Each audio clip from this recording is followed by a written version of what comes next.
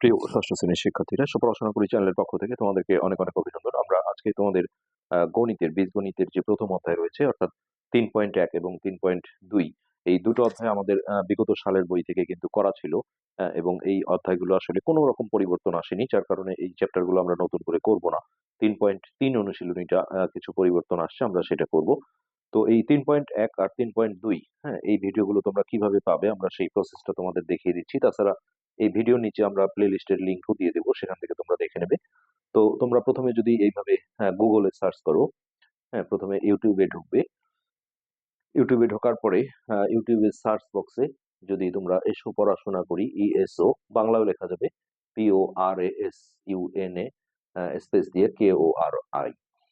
তো তারপরে আমাদের এই চ্যানেলটা চলে আসলে এখানে তোমরা ক্লিক করবে। তারপরে প্রথমে দেখো নবম দশম শ্রেণীর ক্লাসগুলো রয়েছে, আস্তে আস্তে একটু স্ক্রল করে নিচের দিকে গেলে ক্লাস 6 অল লেখা আছে, এইখানে গিয়ে তোমরা সমস্ত চ্যাপ্টারের প্লে লিস্ট গুলো কিন্তু পেয়ে যাবে।